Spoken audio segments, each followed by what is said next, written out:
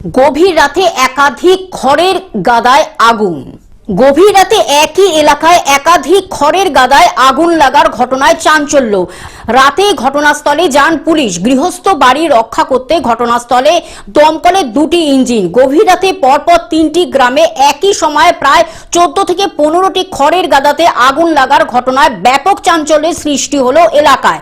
ঘটনাটি ঘটেছে পশ্চিম মেদিনীপুর জেলার রামজীবনপুর পৌরসভার আমদান দেওপুর এলাকায়। স্থানীয়দের অভিযোগ, রাতের অন্ধকারে পৌর এলাকায় পরপর তিনটি গ্রামে প্রায় 14 থেকে 15টি খড়ের গাদায় আগুন লাগে। ঘটনার খবর যায় রামজীবনপুর ফাঁড়িতে এবং চন্দ্রকোনা থানার। ঘটনায় খবর পেয়ে ঘটনাস্থলে উপস্থিত হন রামজীবনপুর ফাঁড়ির পুলিশ এবং চন্দ্রকোনা থানার ওসি পুরুষোত্তম পাণ্ডে। পাশাপাশি খবর দেওয়া হয় ঘাটাল দমকল বিভাগে। ঘটনার খবর পেয়ে দ্রুত ঘটনাস্থলে এসে উপস্থিত হয়ে ঘাটাল দমকল বিভাগের দুটি ইঞ্জিন। কি হয়েছিল? ঘটনাটা কালকে রাত্রে ঠিক 11টা থেকে 11:30টার মধ্যে অজ্ঞাত পরিচয় দুষ্কৃতী এখানে আমাদের যে খড়ের গাদা ছিল, সব পশুর খাবারের জন্য যে খড়কে যে সংরক্ষণ করে রাখা হয়েছিল, সব আগুন ধরিয়ে দিয়ে চলে গেছে। প্রায় 3-4 জন চাষির মিলে 6-7টা গাদা আমাদের গ্রামে, আর পাশের আমদানে হচ্ছে 12-13টা, প্রায় 12-13টা গাদা আগুন ধরিয়ে দিয়েছে। দমকল এসেছে, ঘন্টা 2 পর দমকল এসেছে।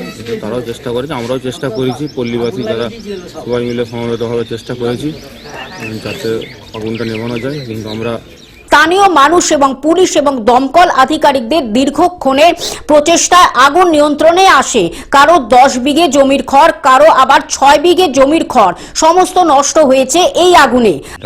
আগুনটা লাগালাগি বলতে কি, আমাদের সে পাশে খড় পালে অনেকগুলো আগুন লেগে গেল, আমাদের বাড়ির লোক সে পাশে ছুটে চলে গেছে। এখানে যে ধরে গেছে আমরা তো কেউ জানিনি, আমরা সব যে তার শুয়ে পড়েছি। তারপরে যখন ধুর করে জ্বলছে, সব ঘর থেকে ছুটে বেরিয়ে এসেছি, এসে পুকুর থেকে জল তুলছি, ঢালা হচ্ছে।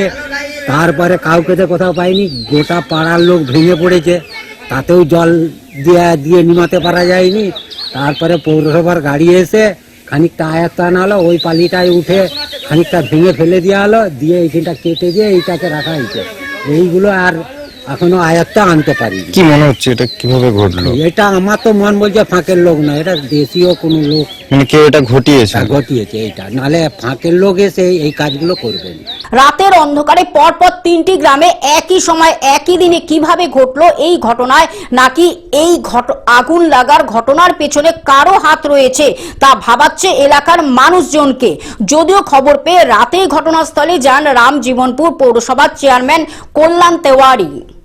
আমাদের পাশের একজন দেখেছে, দেখে 11টার সময় আমাদের ডেকেছে, দেখে এসে দেখছি এখন সব গাদা সব পুড়ছে। কিভাবে হয়েছে? কিভাবে হয়েছে কেউ বুঝতে পারছে না। কি মনে করছেন? ধরে বম দিয়ে কেউ ধরে দিয়েছে মনে হচ্ছে। পুলিশ গাড়ি এসেছিল, তারপরে মেশিন দমকল এসেছিল, এসে নিমনে হচ্ছে। 3টার সময় এসে নিমচ্ছিল, নিমতে পারেনি, এখন পর্যন্ত ধুমোতে হচ্ছে। পশ্চিম মেদিনীপুর থেকে কল্যাণ মণ্ডলের রিপোর্ট, গ্লোব নিউজ। এখন থেকে গ্লোব টিভি দেখুন আপনার স্মার্টফোনেও। গুগল প্লে স্টোর অথবা অ্যাপল স্টোর থেকে ডাউনলোড করুন গ্লোব টিভি লাইভ অ্যাপ। এছাড়া জিও টিভি অ্যাপ থেকে দেখুন গ্লোব টিভি লাইভ।